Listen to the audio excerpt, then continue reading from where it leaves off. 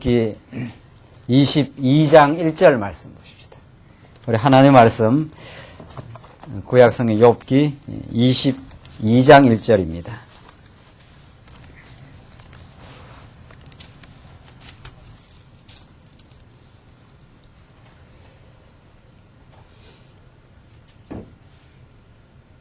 차이신 줄 알고 봉독 드리겠습니다. 욥기 22장 1절 말씀입니다. 대만 사람 엘리바스가 대답하여 가로되 사람이 어찌 하나님께 유익하게 하겠느냐? 지혜로운 자도 스스로 유익할 따름이니라. 내가 의로운들 전능자에게 무슨 기쁨이 있겠으며 내 행위가 온전한들 그에게 무슨 이익이 있겠느냐? 하나님이 너를 책망하시며 너를 신문하심이 너의 경외함을 인함이냐? 4절까지 봉독드렸습니다. 우리는 지금 긴 토론의 과정을 지금 살피면서 하나님께서 욥에게 보여주시는 정말 계시적 하나님, 전능자 하나님에 대한 진리를 우리가 욥기서의 말씀을 통해서 지금 심도 있게 우리가 살펴가고 있습니다. 지금 엘리바스를 필두로 하는 욥의 그 세 친구들의 그 신관, 그들이 사용하는 그 언어들은 굉장히 얼핏 보아서는 아주 유사한 언어들을 사용하고 있습니다. 특별히 오늘 본문 세 번째로 지금 욥의 친구들이 욥을 공박하면서 지금 밀고 들어오고 있고, 욥은 아주 불리하고 어려운 현실, 굉장히 현실적인 어려운 지경 속에서 힘겹게 자기가 깨닫고 있는 그 진리를 보수하고 하나님에 대한 변정을 지금 해가고 있습니다. 그 양상이 욥기서에 나타난 이런 양상은 오늘 이 시대에 하나님의 진리를 지켜가는 교회와 이 세상 권세, 적그리스도의 어둠의 세력과의 대결의 양상과 너무도 방불한 양상으로 그렇게 우리에게 드러나고 있습니다. 오늘 엘리바스를 비롯한 세 친구들이 주장하는 신관과 욥이 정말 욥의 처지로 봐서는 이루 말할 수 없는 힘겨운 처지에서 자신이 확신하고 깨달아가는 신관은 얼마나 극적인 대비를 이루는지 모릅니다. 그런데 놀라운 사실은 이 친구들의 주장이 굉장히 수많은 사람들에게 설득력을 가집니다. 그리고 쓰는 언어들이 다 하나님이라는 용어, 죄라는 말, 이런 말들이 전부 동일하고 유사한 언어들을 사용하는 것 같습니다. 그러나 전혀 다른 신관과 전혀 다른 세계관을 가지고 지금 두 신관은 극명하게 지금 충돌하고 그것을 통해서 하나님은 우리들에게 하나님이 어떠하신 분인가, 또 욥을 통해서 하나님이 어떻게 단련시켜 가는가를 우리에게 보여줍니다. 22장 지금 오늘 본문의 세 번째 지금 토론이 붙는데, 욥 엘리바스가 세 친구들의 두목격이 되는 엘리바스가 이제 욥을 점점 강도 높게 욥을 지금 공박하고 들어오는데, 1절로 4절 보시면은 엘리바스의 신관은 쉽게 말해서 우리가 지금 인과응보적 신관이다.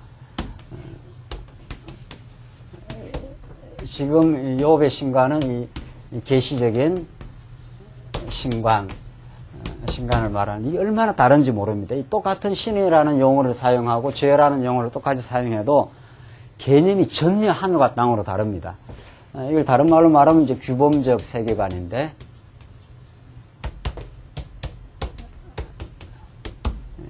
이것과 이것이 얼마나 다른지 모릅니다. 인간이 어떤 원인을 해서 인간이 어떤 결과를 빚어낸다, 이런 뜻입니다. 이게 철두철미하게 인본주의적이에요. 철두철미하게 하나님이 모든 걸 인간의 행위, 인간의 어떤 과정, 인간의 어떤 모든 결과를 하나님이 전적으로 주관하여 인도해 가신다는 뜻이고, 이거는 인간이 어떤 원인을 제공하고 인간이 원인을 만들어내고 그 결과를 인간이 또 받게 된다, 이런 뜻이죠. 좋은 씨를 뿌리면 좋은 걸 거두고 나쁜 씨를 자기가 뿌리면 나쁜 결과를 거둔다. 다른 말로 말하면 자기 의에 기초한 규범적 세계관입니다.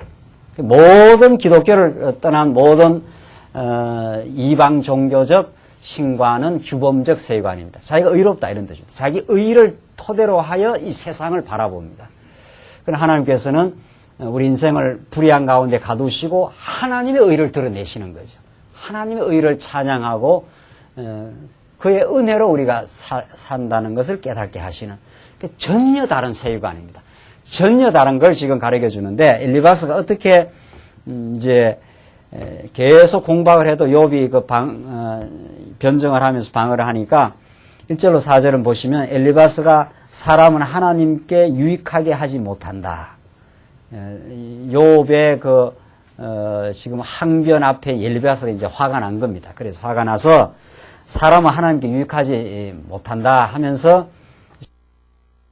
대만 사람 엘리바스가 대답하여 가로되 사람이 어찌 하나님께 유익하게 하겠느냐 지혜로운 자도 스스로 유익할 따름이니라. 사람이 유한하고 그런 사람이 어찌 하나님께 유익하게 하나님께 뭐 유익하게 하는 일이 있느냐. 인간이라는 게 다 유한하고 인간의 그 문제가 있지 않느냐. 지금 욥이 죄인이라는 걸 전제하고 지금 이런 이야기를 욥이 범죄해서 이렇게 지금 망했다. 너가 이렇게 범죄한 그 결과 이러한 지금 어려운 일을 겪지 않았느냐. 이렇게 이제 엘리바스가 전제를 하고 지금 말을 합니다. 그 조금 더 보시면은 3절 내가 의로운들 전능자에게 무슨 기쁨이 있겠으며 내 행위가 온전한들 그에게 무슨 이익이 있겠느냐. 이런 말들은 굉장히 들어보면은 하나님의 전능성을 굉장히 부각하는 듯한 그 말이란 말이죠. 그러니까 이 엘리바스의 주장을 얼핏 잘못 들으면은 굉장히 신의 전능성을 부각하는 것처럼 보입니다. 욥도 그렇게 말하고 이 엘리바스도 하나님의 전능하심을 말하기 때문에 어떤 것이 이게 정말 진리인지 어떤 것이 거짓인지를 분간하기가 그렇게 쉽지 않습니다. 사단 권세는 광명의 천사로 등장을 하기 때문에 저게 사단이다 이렇게 간파하기가 쉽지 않습니다. 여러분과 저를 유혹하고 들어오는 어둠의 세력이 그렇게 간파하기가 쉽지 않습니다. 굉장히 우리가 의로울 수 있다고 하는 그런 허망한 가치관을 치고 들어오기 때문에 그 유혹을 끊어내기가 쉽지 않다는 겁니다. 이게 지금 엘리바스의 그 주장을 이렇게 그릇됐다고 주장하기가 전체적인 구조가 없으면 쉽지 않는 거죠. 4절 보십시오. 하나님이 너를 책망하시며 너를 신문하시며 너의 경외함을 이냐. 지금 이 친구는 엘리바스는 하나님의 전능성도 인정하고 그 전능하신 하나님이 너를 지금 책망했다 이렇게 보는 겁니다. 하나님이 너를 책망하시며 너를 신문하심이 너의 경외함을 인함이겠는가? 너가 하나님을 잘 경외했는데 이렇게 책망을 했겠느냐? 지금 그 말이죠. 하나님 참 전능하시고 인간이 뭐 하나님 앞에 유익이 될 게 있겠느냐? 너가 지금 이런 몰골과 처참한 환경과 어려움을 겪는 것이 하나님이 너를 책망했기 때문이다. 뭘 책망했는가 하면 너가 범죄했기 때문에 너를 지금 책망하고 있다. 너가 하나님을 잘 경외했다면은 이런 일이 있을 수 있겠느냐? 지금 그 논지는 그거죠. 지금 엘리바스의 그 논지는 딱 정해져 있습니다. 너가 하나님 앞에 잘 경외를 했다면은 그런 좋은 원인이 있다면 이런 악한 결과가 나왔겠느냐? 지금 핵심은 그겁니다. 그러니까 그렇게 지금 욥을 공박하고 들어오는 거죠. 그러니까 엘리바스는 자기가 지금 의로운 겁니다. 이 규범적 세계관이라는 것은 자기가 의로울 수 있다는 겁니다. 그러니까 엘리바스가 자기는 이렇게 망하지 않는 것은 그런 어떤 그 규범과 의로움이 있어서 엘리바스 자기는 안 망했다 이런 뜻입니다. 그러니까 너는 지금 망한 걸 봤으니까 너가 죄인이 아니냐. 이게 모든 이 하나님의 계시의 말씀을 위로부터 내려오는 하나님의 의를 덧입지 않는 인간이 가지고 있는 보편적 세계관입니다. 보편적 기준입니다. 이 세상은 그래서 규범과 규범의 충돌이요 정답과 정답의 충돌입니다. 자기들이 다 정답을 갖고 있다고 생각하는 거예요. 다. 그러니까 아담 타락 이후 인간은 회개해 본 적이 없고 스스로를 불의하다고 생각하지 않습니다. 그러니까 전쟁이 끊이지 않습니다. 인간은. 그렇지 않습니까? 예. 다 자기가 의롭다 이 말입니다. 예. 예. 그 의를 절대로 포기하지 않습니다. 예수를 만나지 않는 한. 하나님의 그 의로우심과 하나님의 그 광대하심 앞에 우리가 깨닫지 않는 한 인간은 변화하지 않습니다. 우리는 예수를 만나야 변화하고 그 십자가의 무한한 은혜 앞에서 하나님 앞에서라야 우리가 죄임을 깨닫고 그 죄인을 하나님 의롭다 하시고 우리를 자비한 하나님을 우리에게 이제 등장하는 거죠. 그래서 이런 인과응보적 신과는 반드시 규범적 세계관으로 귀결되고 이 규범으로 다른 사람을 정죄하게 되어 있습니다. 엘리바스가 지금 욥을 정죄하고 들어오는 거죠. 그 예수님 당대 바리새인이 그러고 우리도 이 복음을 깊이 깨닫지 못하면 그렇게 하는 거죠. 심판의 자리에 서고 다른 사람을 정죄하고 그렇게 한단 말이죠. 그러나 욥의 처지가 욥은 하나님 어떻게 하십니까? 하나님이 당신을 계시하고 드러내는데 욥을 만신창이 만들어 버리지 않았어요? 욥이 하나님을 잘 경외했는데도 만신창이 만들어 버렸고 욥은 자기 몸 하나 그 추스리기 어려운 형편입니다. 그 속에서 하나님을 붙들어가는 그 신앙을 키워가는 놀라운 하나님의 그 신비로운 하나님의 섭리가 지금 욥에게 있는 거죠. 자, 그래서 5절 보시면 내 악이 크지 아니하냐? 너가 경외했다면 이런 지경이 됐겠느냐? 지금 그 말이죠. 그렇기 때문에 너가 악이 크지 않느냐? 지금 이렇게 그 엘리바스가 지금 밀고 들어오는 겁니다. 내 악이 크지 않느냐? 내 죄악이 극하니라. 너 지금 죄악이 범죄만 했을 뿐 아니라 끝까지 너가 항변을 하고 있다. 지금 이렇게 보이는 거죠. 그러니까 전혀 다른 지금 세계 속에 지금 있는 겁니다. 엘리바스는 욥을 지금 문제라 그러고 욥은 너가 지금 잘못 나를 해석하고 있다. 지금 이렇게 항변하고 있는 겁니다. 그래서 내 악이 크지 않으냐 내 죄악이 극하니라. 까닭 없이 형제의 물건을 볼모 잡으며 헐벗은 자의 의복을 벗기며 가란 자에게 물을 마시우지 아니하며 줄인 자에게 식물을 주지 아니하는구나. 욥을 이런 식으로 몰고 들어가는 거죠. 지금 이 엘리바스가 너 이렇게 범죄했기 때문에 이러이러한 결과를 지금 빚고 있다. 지금 그 말입니다. 그런 지금 문제점을 쭉 열거하는 겁니다. 8절 권세 있는 자가 토지를 얻고 존귀한 자가 거기서 사는구나. 내가 과부를 공수로 팔아가게 하고 고아의 팔을 꺾는구나. 이렇게 불의한 일을 많이 했다. 이런 말입니다. 이러므로 올무들이 너를 둘러있고 두려움이 홀련히 너를 침범하며 어두움이 너를 보지 못하게 하고 창수가 너를 덮느니라. 이렇게 해서 너가 범죄했기 때문에 어떤 원인이 있어서 이런 결과가 왔다. 그런데 그 역사의 그 과정에서는 그럴 수가 있습니다. 역사의 과정에서 우리 하나님께서 역사하시는 역사의 과정에서 어떤 부분에서는 범죄해서 이스라엘이 망한 때가 있죠. 그럴 때가 있습니다. 범죄했기 때문에 하나님께서 바빌론 데려갔다. 이런 그 부분적으로 타당성이 있을 수 있습니다. 그러니까 이 부분적인 타당성을 이걸 격상을 시켜서 원리적인 진리로 이제 부각을 시킨 거죠. 욥의 친구들은 그러나 부분적으로 맞다고 해서 그게 전체적인 원리가 될 수 없는 거죠. 이스라엘 백성이 범죄해서 바벨론 가기도 하지만은 그 이전에 이스라엘 백성들 애굽으로 갈 때는 뭐 범죄했기 때문에 애굽에 넣은 게 아닙니다.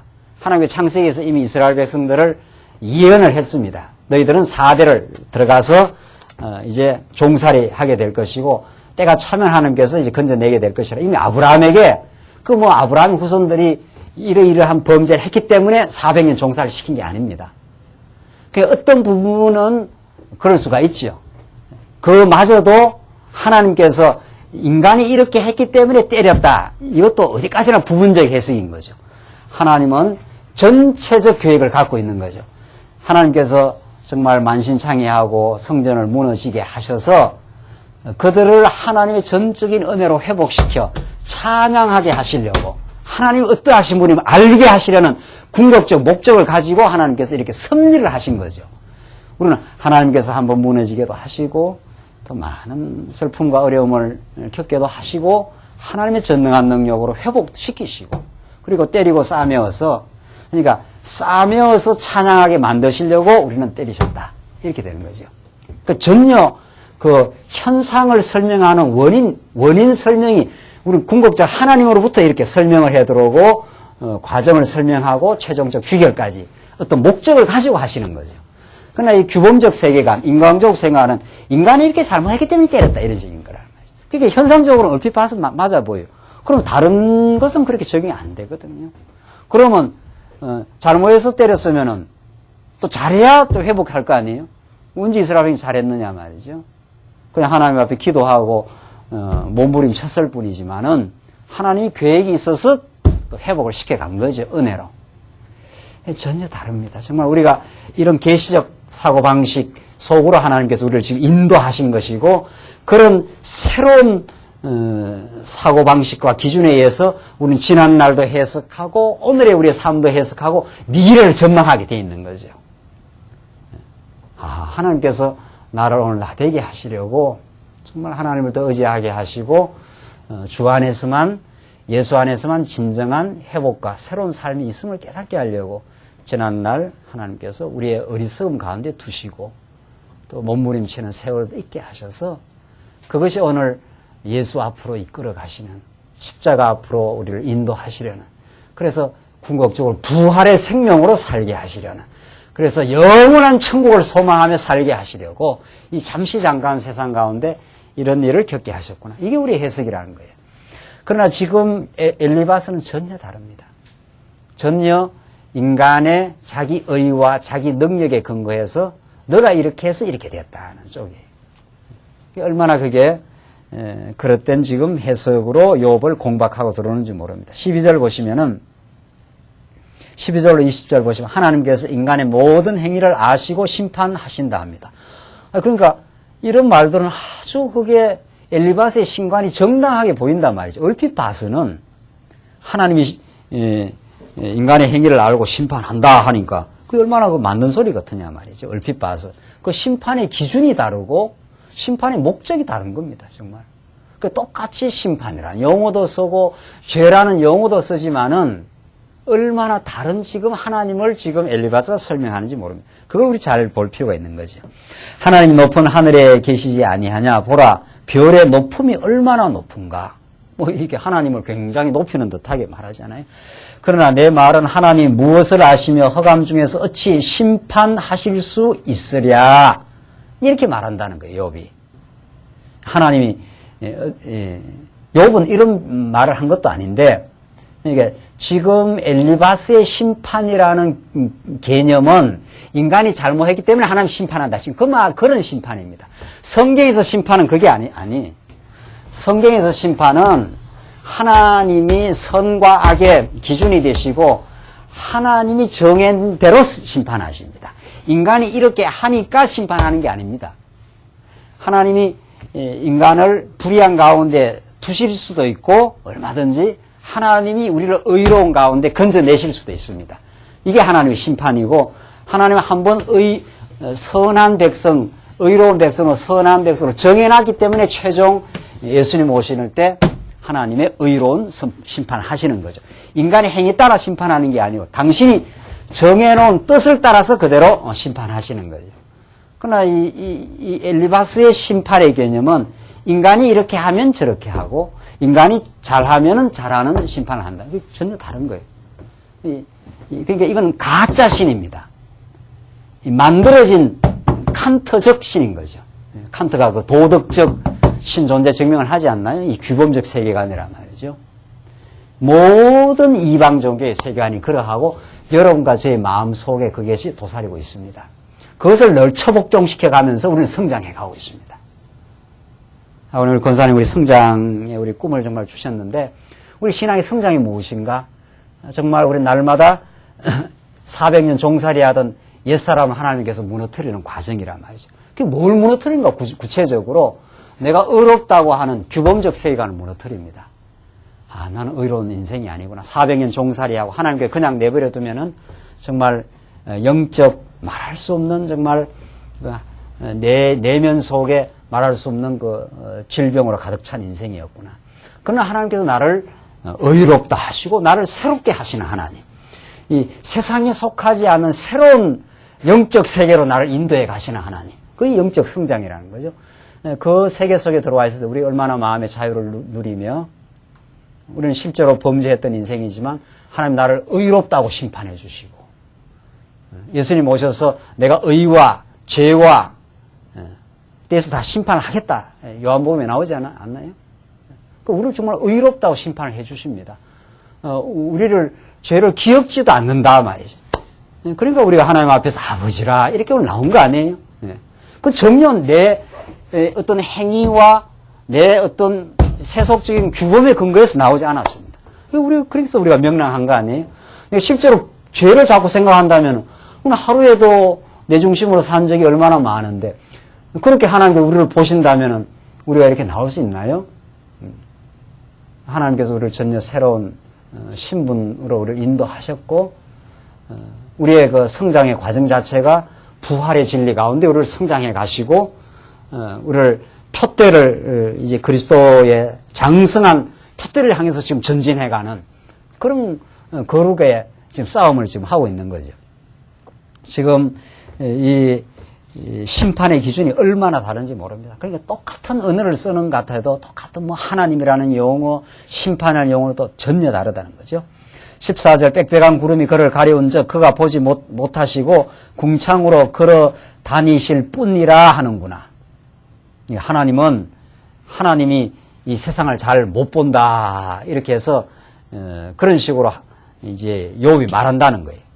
그래서 지금 하나님은 지금 욥의 죄를 심판한 건데 욥은 아니라 이렇게 하니까 지금 엘리바스가 화가 나가지고 너가 지금 엉터리로 지금 말하고 있다. 서로 엉터리라는 거예요. 둘 중에 하나는 이제 진실인 거죠. 14절 내가 악인의 밟던 옛적 길을 지키려느냐. 이제 엘리바스는 계속 욥이 악인의 밟던 옛적 길을 지금 범죄의 길을 내가 가고 있다. 그들은 때가 이르기 전에 끊어버리었고 그 터는 하수로 인하여 함몰되었느니라. 범죄하면 이렇게 다 멸망한다. 그들은 하나님께 말하기를 우리를 떠나소서 하며 또 말하기를 전능자가 우리를 위하여 무엇을 하실 수 있으랴 하였으나 하나님이 좋은 것으로 그 집에 채우셨느니라. 악인의 계획은 나와 판이하니라.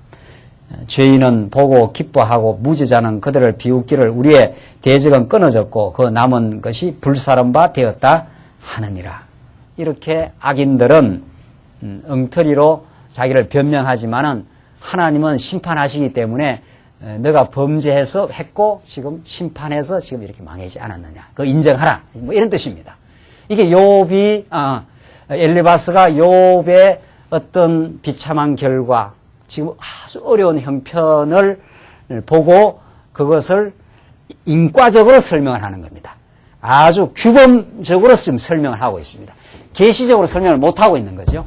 이게 하나님이 이렇게 아무리 경외를 잘해도 하나님은 얼마든지 하나님은 당신의 전능하심을 보여주기 위해서 망하게 할 수 있고 그것이 전능하심만 보여주는 게 아니고 그 망하는 과정을 통해서 욥이 많이 정말 연단받고 그것을 통해서 하나님의 결국은 무한한 결국은 보호하심과 은혜를 깨닫게 하시는 하나님의 섭리라는 것을 그런 하나님이 계시하고 있다는 위로부터 하나님이 이 욥을 섭리하고 있다는 걸 엘리바스는 보이지를 못하는 거죠. 여러분과 제가 참 복이 있다는 것이 그런 거 아닙니까? 우리는 현실을 보지만은 현실에 나타난 어떤 섭리를 현실에 어떤 나타난 일들을 보지만 언제나 하나님이 이 현실을 주도하시고 지금 우리에게 이루어지는 모든 일들은 하나님의 치밀한 그 계획 가운데 이루어지고 하나님의 거룩한 뜻을 우리에게 보여주시기 위해서 이 일을 지금 이루어가고 계시다. 이런 감각을 우리에게 주신 거죠. 이게 영적 감각이란 말이죠. 이게 신앙이란 말이죠. 신앙은 보지 않는 것을 보는 것처럼 그렇게 믿는 그 영적 감각이라는 거죠.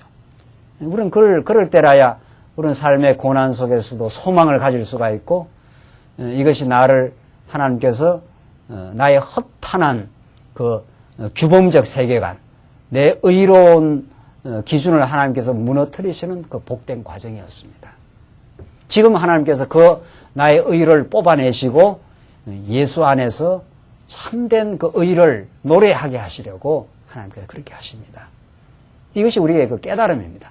이 놀랍고 참 아름다운 이 깨달음이 우리의 삶을 얼마나 힘있게 하고 새로운 평화를 얻게 하는지 모릅니다.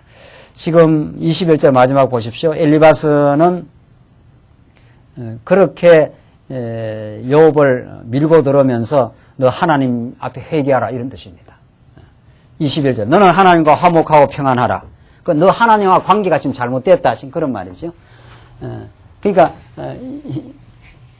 자기들은 지금 엘리바스는 자기가 아주 의롭게 하나님과 관계가 잘 된 줄로 착각합니다. 지금 규범적 세계관이야말로 하나님과 가장 멀어져 있는 거죠. 이 바리새인이 그렇지 않았어요? 자기 의롭다 할 때. 그러나 바리새인 옆에서 하나님 앞에 나는 죄인으로소이다 하며 있었던 그를 하나님이 우리 예수님이 의롭다 하신 거 아니에요. 계시적 세계관에 의하면은 우리 인생은 하나님이 우리 앞에 말할 수 없는 죄인이지만 하나님은 우리를 무한한 은혜를 베푸시려고 우리에게 찾아와 주시고 우리를 놓지 않는 하나님이죠. 그러니까 욥은 하나님부터 멀리 떠나가 있었는 것처럼 보이지만은 엘리바스가 볼 때 말이죠. 그러나 하나님은 욥을 한 번도 떠나간 적이 없고 욥을 붙들고 지금 사랑하고 욥을 단련시키고 있는 것뿐이란 말이죠. 이게 얼마나 다릅니까 이게? 그러니까 욥이야말로 하나님과 소통이 이루어진 인생이요. 욥은 절망하고 탄식했지만 그거야말로 하나님을 더 강렬하게 붙드는 하나님의 과정이었을 뿐이라는 거죠. 엘리바스적 이 세계관은 자기들이 하나님을 독차지하고 있는 것 같지만 하나님과 가장 먼 하나님의 뜻과는 가장 거리가 반대였던 것이라는 거죠. 욥께서는 너무도 놀라운 신관을 우리에게 가르쳐주고 있습니다. 상식적이고 우리 보편적인 여러분과 제가 가지고 있는 이 뿌리 깊이 박혀있는 그 생각을 하나님은 육박해 들어오고 그것을 지금 뽑아내고 있고 욥에게 보여주신 하나님을 우리에게 가르쳐주고 있습니다. 너는 하나님과 화목하고 평안하라. 지금 욥은 하나님과 잘 관계가 유지되고 있습니다. 정말 처참한 가운데서도 하나님과의 관계가 지금 긴밀하게 돼가고 있는 거죠. 욥은. 이 놀라운 사실인 거죠. 전혀 엘리바스의 해석이 잘못된 거예요. 그리하면 복이 내게 이 말이라. 욥은 안 그렇다는 거예요. 욥은 이 해석을 받아들이지 않습니다. 이게 정말 진리의 길을 가는 그 진리의 사람들이죠. 네, 정말. 세상이 볼 때 우리는 안 그런 것 해도 우리는 지금 하나님이 내게 복 주셨고 이 어려운 시련이 나를 오히려 하나님 앞으로 더 가게 하고 있다. 지금 그렇게 되는 거죠. 지금 엘리바스는 그릇된 해석을 하고 있는 겁니다. 그러니까. 청컨대 너는 그 입에서 교훈을 받고 그 입에 말씀을 내 마음에 두라. 내가 만일 전능자에게로 돌아가고 또 내 장막에서 불의를 멀리 보내면 다시 흥하리라. 지금 자꾸 회개하라는 거예요. 지금 욥들은. 그 욥은 내가 원래 죄인이지만은 내 하나님 잘 경외했다. 하나님 주시는 믿음으로. 지금 욥은 이런 주장을 받아들이지 않습니다. 내 보배를 진토에 버리고 오빌의 금을 강가에 돌에 버리라.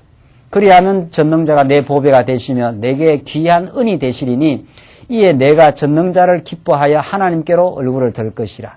너는 그에게 기도하겠고 그는 들으실 것이며 너의 서운한 것을 내게 갚으리라. 내가 무엇을 경영하면 이루어질 것이요 내 길에 빛이 비치리라. 내가 낮춤을 받거든 높아지리라고 말하라. 하나님은 겸손한 자를 구원하시니라. 이 말 보십시오. 얼마나 이게 엘리바스가 아주 정당한 주장을 하는 것 같지 않아요? 겸손의 의미도 다른 겁니다. 정말. 여러분들 그 유교적 세계관에서 겸손이라는 게 뭡니까? 이방 종교 일반적으로 말하는 겸손과 기독교적 겸손과는 하늘과 땅으로 다릅니다. 정말. 유교적 겸손은 자기 의에 기초한 겁니다. 자기 의에. 자기 의에 기초해서 겸손을 위장하는 것이고 성경이 말하는 겸손은 하나님의 아들이 자기를 비워 이 땅에 오심이 겸손의 모델입니다. 예수 그리스도가 참으로 자기를 비하하셨다 이 말이죠. 그 예수를 아는 것이 참된 겸손입니다. 그 자기가 마음이 가난한 자는 복이 있나니 천국이 저희 것임이요 하는 것은 자기 안에 의로운 것이 하나도 없다고 인정하고 나를 부욕해 하시는 분은 예수밖에 없다. 이게 겸손입니다. 그러나 이 규범적 세계관, 유교적 세계관은 자기가 자기를 스스로 낮추는 거예요. 아니, 우리는 자기가 자기를 스스로 낮출 것도 없는 인생입니다. 우리는 바닥을 친 인생이요, 만신창이 된 인생이요, 예수가 아니면 우리는 아무것도 아닌 인생이라고 깨닫는 것. 그래서 예수로 우리는 자랑하는 것. 우리는 참으로 자랑할 게 있는 거죠. 그러니까 우리가 예수 믿는 사람이 빌빌하지 않는다는 거지, 알고 보면은. 지금 욥이 얼마나 어려운 처지에서 이 진리를 잘 변호를 합니까? 우리가 진리의 길을 간다는 게 이렇게 만만하지 않는 거죠. 좁은 길이죠. 많은 유혹이 많고, 사실은 우리가 수많은 사람으로부터 지지를 받는 것이 아닙니다. 정말 진리를 아는 사람들이 서로 격려하고 지지해 줄 뿐이지, 많은 사람들이 우리를 지지하지 않습니다. 어려운 길을 가고 있지만은 하나님이 우리를 지지해 주시고, 정말 하나님이 우리를 승리의 길로 가게 하시고 참된 겸손의 길을 가게 하는 거죠. 우리는 겸손도 얼마나 위장하는지 모른다는 거죠. 그러나 우리는 하나님이 예수가 정말 당신을 비워 이 땅에 오셔서 죄인의 몸으로 오신 거 아니에요. 그를 하나님이 높이신 거 아니에요. 그게 빌립보서에서 가르쳐주는 그리스도의 마음입니다. 이건 성령께서 만들어주시는 마음입니다. 인간은 너나 할 것 없이 높고자 하고 너나 할 것 없이 잘 살고자 하는 인생입니다. 잘나고자 하는 인생입니다. 우리는 겸손의 가능성이 없었던 인생이요. 예수를 그래서 만났고 예수로 말미암아 정말 하나님 앞에서 참된 겸손이 무엇인지를 우리는 경험하게 된 인생들입니다. 참으로 우리는 애통하는 것이 우리의 참된 자리요. 애통하는 자를 우리를 참 하나님께서 위로하시고 참으로 가난하여 우리는 하나님 앞에 내놓을 것이 하나도 없는 인생이었지만 우리에게 천국을 그래서 선물로 주셨습니다. 우리는 그것을 알고 십자가를 자랑하는 인생이 된 거죠. 예, 우리는 참 정말 복된 길을 가고 있는데 지금 엘리바스가 말하는 겸손한 것은 전혀 다른 의미입니다. 정말 이 자기 의에 기초한 겸손이야말로 가장 하나님 앞에 교만한 거죠. 그래서 30절 무지한 자가 아니라도 건지시리니 내 손이 깨끗함을 인하여 그런 자가 건지심을 얻으리라. 이렇게 해서 지금 엘리바스는 계속해서 욥의 죄를 욥이 그런 죄를 범한 건 아니죠. 욥을 죄가 있다고 말하고 너가 하나님 앞에 회개해야 된다고 말하고 욥이 너 겸손해야 된다고 하는 거예요. 그러니까 이쪽 엘리바스가 볼 때 욥이 굉장히 교만하게 보이는 거죠. 그러나 욥은 자질을 주장한 것이 아니었고 진리를 강력하게 붙들었고 하나님이 이런 분이라고 그 확신한 바를 증거했고 그것을 이쪽에서 볼 때는 욥이 굉장히 교만한 것처럼 보인 거죠. 겸손하라는 거죠. 욥은 내가 겸손하고 안 할 게 없다는 거죠. 하나님 나를 만신창이로 만들었지만은 나를 버리지 않는다는 걸 확신하고 있고 하나님은 그렇게 할 수 있다는 분이라는 걸 지금 욥은 깨닫고 있는 거죠. 너의 이성적 생각으로 이 현상을 설명 못하겠지만 하나님의 뜻으로 봤을 때는 이것이 하나님의 깊은 뜻을 가지고 지금 이렇게 섭리하고 있다. 그 욥이 어떻게 지금 대답하는가 한번 보십시오. 이제 욥의 본격적인 지금 변호가 나오는데 욥이 대답하여 가로되 내가 오늘도 혹독히 원망하니 받는 재앙이 탄식보다 중함이니라. 참 정말 이게 욥의 그 변호를 보면은 언제나 그 욥이 하나님 앞에 하나님 이런 분이라고 아주 그 진리 변호를 하면서도 그 욥의 그 감정은 굉장히 그 탄식과 절망을 합니다. 그 욥의 그 변호의 내용이 언제나 그렇지 않습니까? 그러니까 하나님께서 우리를 그 신앙을 지성과 감성과 의지로 만들었기 때문에 하나님의 이 전 인격을 회복시키시는 거죠.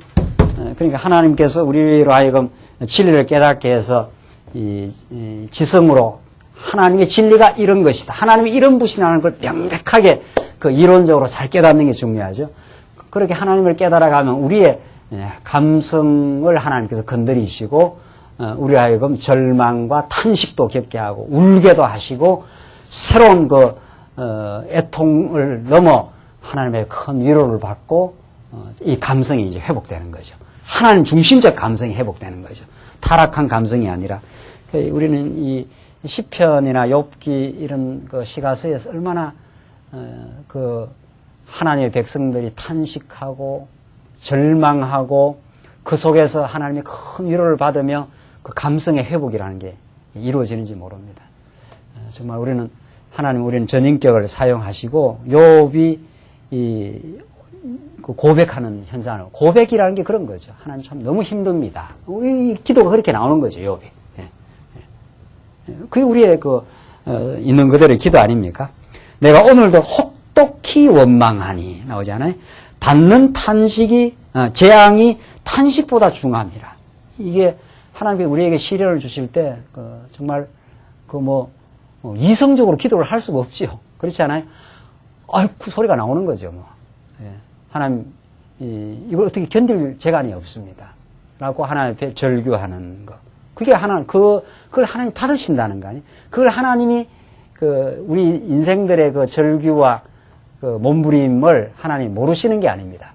하나님이 감정이 둔탁해서 지금 보고 있는 것도 아닙니다. 하나님 사실 너무도 애절하게 우리를 보고 계시고, 우리가 부모가 자식이 힘들 때 가장 애절한 것처럼 하나님 정말 애절하게 우리를 보고 계시고, 우리를 훈련시키고 연단시키는 그 과정 중에 하나님께서 있지, 하나님이 감정이 없어갖고 이렇게 냉정하게 바라보는 게 아닙니다. 하나님 정말 뜨거운 감정을 갖고 계시고, 이 이스라엘 백성들 400년 종살이 할 때 마지막 신음을 하나님이 하감하신다. 하나님 앞에 고통을 상달되었을 때 하나님께서 그걸 들으시고 등장하신다. 이렇게 말한단 말이죠. 하나님이 우리를 버리지 않았습니다. 어떠한 경우도 버리지 않았고, 하나님 무감각한 분이 아니고, 정말 하나님은 너무도 뜨거운 분입니다. 정말. 지금 욥으로 하여금 그런 신앙의 감정을 하나님께서 만들어 가시는 것 뿐입니다. 하나님을 알고, 하나님 너무 힘든 과정을 내가 거치고 있습니다. 어떻게 해야 됩니까? 이걸 하나님 받으시는 거죠. 하나님 우리를 전폭적으로 의지하게 만드는 거거든요. 하나님 내가 이걸 극복할 도리가 없습니다. 하나님 우리를 도와주시고, 정말 하나님께서 우리를 말씀으로 붙들어 주시옵소서. 이 절실한 기도 안 나올 수가 없는 거죠. 언약의 말씀을 깨닫는 우리들이 간절한 기도가 없을 수가 없는 거죠. 하나님 그 언약을 이루기 위하여 우리를 사망의 엄침한 골짜기로 인도도 하시고, 욥처럼 정말 절규하는 자리에 넣어서 이런 원망, 오늘 나오는 대로 혹독히 원망하니 받는 재앙이 탄식보다 중함이니라. 내가 어찌하면 하나님 발견할 곳을 알고 하잖아요. 어찌하면 이게 터져 나올 수밖에 없는 거죠. 욥의 형편을 우리가 경험한다면. 그래야만 그 보좌 앞으로 나아가서 그 앞에 호소하며 변백할 말을 입에 채우고 내게 대답하시는 말씀을 내가 알고 내게 이르시는 것을 내가 깨달으리라. 이게 지금 대화 과정이거든요. 욥은 하나님 앞에 지금 질문하고 탄식하고 그 응답받기를 원하는 거죠. 하나님께서 우리를 회복시키는 건 이 감성 없는 이 지성만 회복시키는 게 아니고 감성도 회복시키고 의지 결단도 강하게 하면서 이렇게 전인격을 회복시키는데 하나님 이거 어떻게 해야 합니까? 내 지혜로는 내가 지금 깨달은 진리의 깨달음으로는 이 난관을 극복하기가 어렵습니다. 하나님 꼭 그렇게 하시거든요. 이 난관이라는 건 내가 지금 터득한 진리의 깨달음과 경험 세계로서는 극복하기 어려운 걸 주시기 때문에 우리는 의지할 수밖에 없는 거죠. 하나님 그렇게 하신다는 거예요. 그렇게 해서 우리는 한 단계 더 성장의 길을 가게 할 때는 반드시 하나님 앞에 질문하게 되어 있습니다. 그래서 하나님으로부터의 대답을 우리는 기다릴 수밖에 없는 그런 형편에 처하게 만드십니다. 그래서 하나님과 드디어 소통하게 하는 인격적 이 하나님과의 관련을 맺게 하는 이게 아버지와 아들과의 관계죠. 그 하나님께서 이사야서라든가 여러 선지서에 보면 내가 너와 쟁론을 하겠다 이런 말이 나와요. 그게 하나님께서 우리와 이게 씨름을 하겠다는 뜻입니다. 하나님하고 씨름하면 누가 이깁니까? 어떨 때는 하나님 이기시고 어떨 때는 하나님 져주십니다. 이 묘한 하나님과의 이 관계가 있는데 우리가 너무 힘들다 싶으면 하나님이 져주기도 합니다. 여러분들 우리 자녀하고 싸워서 항상 이기면 큰일 납니다. 이기면 안 되죠. 어떨 때는 져주기도 하고 너무 힘들다 싶으면 져주기도 하고 어떨 때는 안 지는 게 있는 거죠. 이게 원칙이다 이렇게 됐을 때는 안 집니다. 하나님께서. 그러나 그 원칙을 너무 밀고 들어가서 이게 쓰러질 것 같다 하면 사랑으로 이제 져주시는 거예요. 야곱과 씨름하는, 하나님이 야곱과 씨름하는 약복강 나루의 이것이 아주 놀라운 하나님의 그 져주심입니다. 하나님 능력이 많으신데, 때로는 하나님께서 우리에게 궁극적으로 사랑함으로 우리에게 져주셔서 우리가 하나님 앞에, 그 져주시는 하나님 앞에 무너지도록 그렇게 합니다. 그게 하나님의 놀라운 사랑입니다. 야곱이 그렇게 많은 세월을 연단받고 하면서도 끝까지 안 무너지니까 하나님께서 환도뼈를 치시고 그 약복강 나루에서 아주 하나님의 사자와 그 야곱이 처절하게 씨름하는 그래서 너가 이겼다고 해주마 하면서 하나님께서 져주십니다.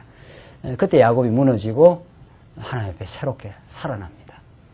이것은 우리는 그리스도의 십자가의 사건이요 정말 놀라운 그 부활의 새로운 세계로 우리를 인도하시는 하나님의 정말 그 역사인데 지금 욥이 하나님 앞에 절규하고 질문하고 하나님 이 일을 어떻게 해석해야 됩니까? 이게 우리 삶 속에 있지 않습니까? 어제도 우리 성도님 가정에 자녀가 갑자기 이제 죽었습니다. 갑자기가 아니죠. 뭐 큰 병을 겪다가 죽었어요. 하나님 잘 믿고 신앙생활 하면은 그런 일이 없어야 될 것 같단 말이죠. 젊은 사람이 그런 일이 있는 겁니다. 어떻게 그걸 해석합니까? 지금으로서는 해석하기 어렵습니다. 그냥 지금으로서는 하나님이 모든 생명을 주관하시는 전능자다.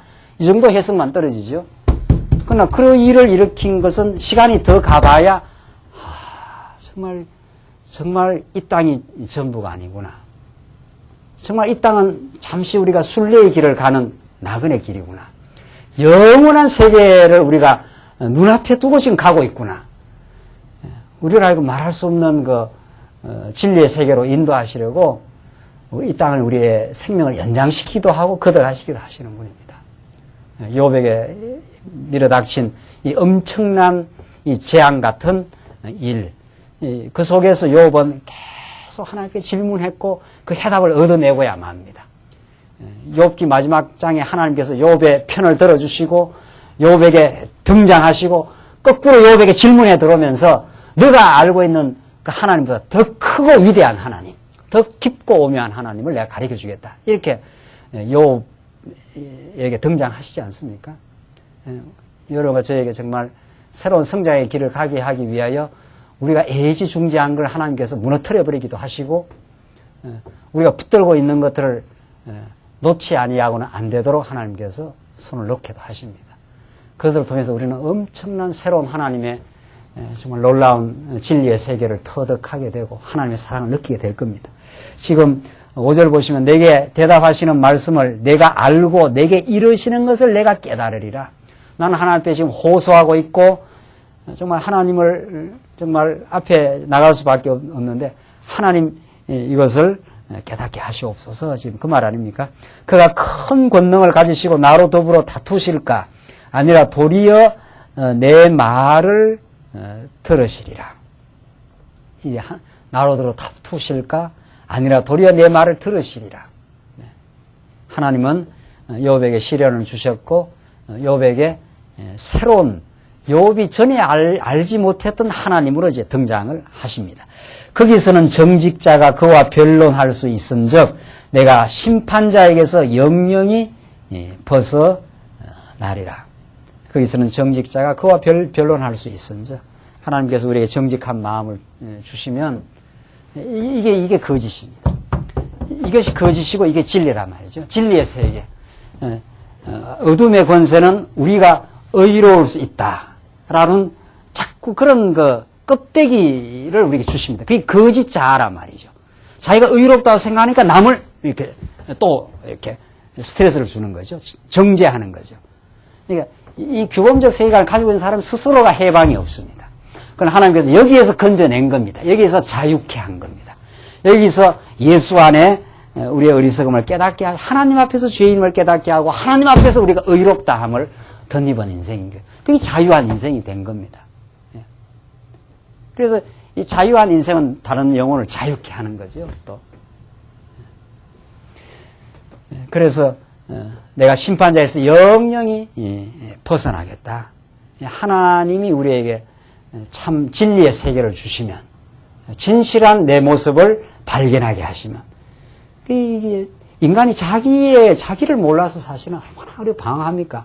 자기가 능력 많은 줄, 자기가 의로운 줄 하나님께서 우리에게 성령으로 인도를 하시면은 진실한 자기를 대면할 수밖에 없고 그 속에서 우리를 사랑하시는 예수 앞으로 우리는 전진하고 얼마나 우리는 마음의 자유를 누리면서 정말 살 수 있는 세기를 가게 됩니다. 욥은 지금 그 삶의 시련과 친구들의 말할 수 없는 그 공박, 그 상처난 것을 또 상처를 헤집는 이 친구들의 이 공격 앞에서 참 하나님 앞에 나아갈 수밖에 없는, 하나님 내가 이걸 호소합니다. 하나님 응답해 주시고 하나님 나의 편을 들어 주시옵소서. 지금 그 말 아닙니까? 지금 그렇게 하나님은 욥을 키우시고 여러분과 저를 그렇게 키우고 계십니다. 8절 마지막 보시면 그런데 내가 앞으로 가도 그가 아니 계시고 뒤로 가도 보이지 아니하며 그가 왼편에서 일하시나 내가 만날 수 없고 그가 오른편으로 돌이키시나 배울 수 없구나. 하여튼 절묘한 정말 그 욥의 그 고백입니다. 욥이 지금 시련을 겪고 있지 않아요? 자기가 하나님 주신 시련이라는 게 정말 그 믿어지는데, 자 보십시오. 우리가 지금 이렇게 믿음을 갖고 있지 않아요? 이렇게 믿음을 갖고 있고 이렇게 하나님이 우리의 자녀됨을 우리가 믿습니다. 근데 이 성장의 과정에 이 믿음을 갖고 이렇게 성장의 길을 가는데 분명히 우리가 하나님을 믿어요. 지금 한 단계 더 성장하기 위해서 하나님은 이 믿음을 한 단계 더 성장을 시키려면은 뭐를 허락해야 참 성장에 이르게 하는가 하면은 한번 의심을 한번 해봐야 됩니다. 그러니까 의심이 믿음의 의심이라는 게 제대로 된 의심이라는 게 믿음의 해악이 아닙니다. 의심이라는 게 진정한 믿음으로 가는 길입니다. 진정한 성장애로 갑니다. 그러니까 우리가 이런 정도의 성장을 거치지만은 하나님께서 시련을 주시면은 당장 우리가 의심이 생겨요. 야, 이게 진짜 하나님이 나를 사랑하시는 건가? 내가 지금 하나님을 제대로 지금 알았는 건가? 이렇게 된단 말이죠.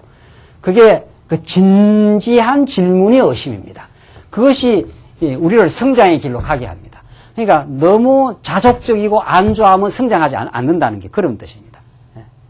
하나님께서 우리에게 시련을 주시면은 내가 갖고 있는 그 믿음의 세계가 분명하지만은 지금 욥이 그렇지 않습니까? 내가 앞을 봐도 뒤를 봐도 하나님이 안 보인다는 거예요. 그럴 때가 있습니다.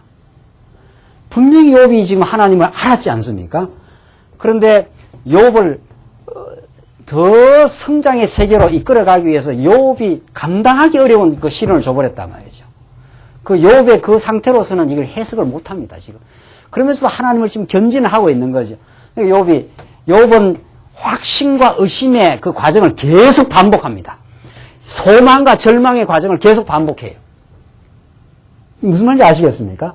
예. 우리가 한번 믿음을 딱 가지면 그게 딱 불변한 게 아닙니다. 우리가 믿음을 가지고, 욥이, 한번 이게 누에가 이 꼬치를 벗었고 헐헐 그 나방이 되어서 자유의 세계로 가기 위해서는 한번 자기의 세계를 한번 이렇게 벗어나야 된단 말이죠. 그게 보통 그게 연단과 깨달음을 통해서 이루어지는 게 아니잖아요. 예. 한번 자기의 그 껍데기를 한번 깨고 이렇게 벗어나야 헐헐 자유의 세계로 가게 되는데 그게 간단한 일이 아닌 거죠. 욥이 지금 고백하는 그래요. 욥이 분명히 하나님 믿었는데도 이 한 단계 넘어가는 데는 야, 이게 도대체 무슨 일이냐 말이죠. 지금 그런 고백입니다. 내가 앞을 봐도 뒤를 봐도 하나님이 안 보인다는 거예요. 하나님이 왼편에 있나고 보고 하면 하나님이 오른편에 있는 것 같기도 하고. 이게 하나님이 성장의 길을 가는 과정입니다. 그가 왼편에서 일하시나 내가 만날 수 없고, 그가 오른편으로 돌이키시나 배울 수 어떻게 해요? 없구나. 안 보인다는 거예요, 하나님이 지금. 여러분, 제가 고난을 경험할 때, 긴 터널을 갈 때 하나님 있는 걸 믿어요, 우리가. 그러나 만져지질 않는 거예요. 하나님 분명히 만져지면은 잘 헤쳐가겠는데, 그때 우리가 좌절도 합니다. 네. 예수님이 하나님의 아들 아니십니까? 하나님이 예수님을 마지막 그 절규가 뭡니까? 엘리 엘리 라마 사막단이 아닙니까? 나의 하나님 어찌하여 나를 어떻게 해요? 버리셨나이까? 그렇게 하네요. 하나님이 예수를 버린 것으로 그 순간에 느낄 수밖에 없는, 그러나 아주 버리지 않아요. 참 오늘 이 본문의 말씀을 우리가 좀 이해해 가는 것이 우리의 신앙의 그 진지한 그 성장의 길입니다. 우리는 하나님 참 믿습니다. 하나님 살아계심도 우리가 확신합니다. 그러나 지금 내 세계로 하나님께서 그냥 두지 않고 사도 바울의 표현대로 그의 깊으심과 넓으심과 높으심이 얼마나 우리를 더 크게 하시려고 우리가 때로는 감당하기 어려운 과정도 경험케 하시고, 그것이 우리를 새로운 붕괴와 새로운 건설의 작업을 하십니다. 10절 보면은 얼마나 아름다운, 우리가 참 욥기에서 나오는 너무도 찬란한, 정말 이 고백을 만드시려고 이렇게 욥을 몸서리치는 세월을 겪게 하신 겁니다. 나의 가는 길을 오직 그가 아시나니. 그러니까 그 앞에서 바로 절망했잖아요. 하나님 안 보입니다. 지금 그렇게 했지 않았어요? 그리고 바로 또 10절에서 나의 가는 길을 오직 그가 아시나니. 그가 나를 단련하신 후에는 내가 정금같이 나오리라. 확신과 이 절망이 지금 계속 엇갈립니다. 계속 반복되면서 지금 성장의 길을 가고 있단 말이죠. 이걸 우리가 아는 게 중요합니다. 그래서 우리는 어떤 성도들이 절망하고 고통을 겪을 때 저렇게 믿음이 없나, 이렇게 함부로 판단 못 합니다. 그 사람 믿음이 있습니다. 그러나 하나님께서 어려움을 주시면, 욥이 지금 그렇게 하고 있지 않나요? 내가 앞으로 가도 그가 아니 계시고, 아니 계신 게 아니고 욥의 앞에도 있고, 하나님 욥의 뒤에도 있고, 안 계신 곳이 없어요, 하나님이. 그렇지 않나요? 하나님 욥을 떠나간 적도 없고 말이죠. 그러나 그 고통의 시간에 하나님이 안 느껴지는 겁니다. 욥에게. 안 느껴지니까 내가 앞으로 가도 그가 아니 계시고 뒤로 가도 보이지 아니하며, 이런 말 하지 않아요.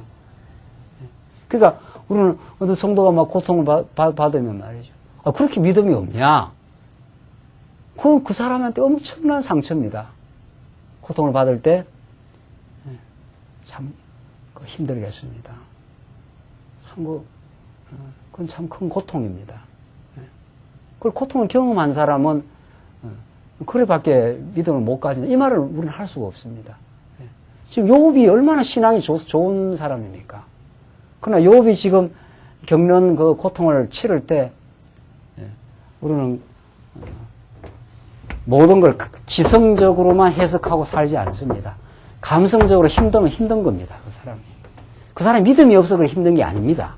믿음이 있어도 하나님의 더 단련된 믿음으로 하기 위한 과정일 뿐입니다.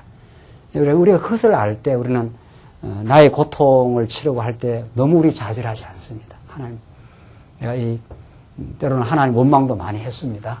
그러나 하나님, 이것이 나의 한 단계를 새롭게 하시는 하나님 뜻인 줄 압니다. 우리 성도들이 때로는 원망하고 절규할 때 그 사람 믿음이 꼭 없어만이 그럴 게 아닙니다. 정말 그 고통을 우리는 체유를 할 수 있는 그런 마음의 여유가 있고, 그분이 바로 예수입니다. 예수는 하늘 위에서 우리를 구원하지 않았습니다. 우리와 함께 체유를 하시고, 우리와 함께 고통을 치르시고, 그래서 즐거워하는 자와 함께 즐거워하고, 우는 자와 함께 울라는, 그게 정말 우리의 말씀이 되는 겁니다, 지금.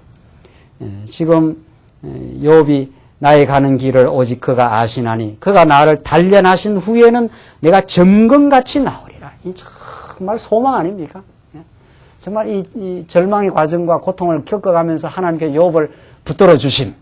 정말 욥의 그 불순한 요소, 욥의 그 아직 하나님을 인정하지 않는 요소들을 하나님께서 솎아내시려고 이 용광로를 하나님께 거치게 하심. 이 찬란한 그 점검으로 만드신 하나님의 역사.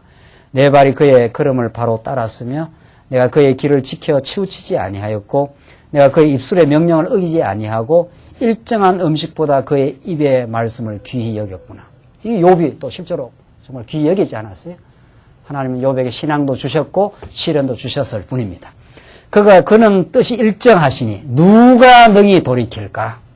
정말 욥이 이 시련을 통과하고 느낀 하나님의 뜻입니다. 이게 중요합니다.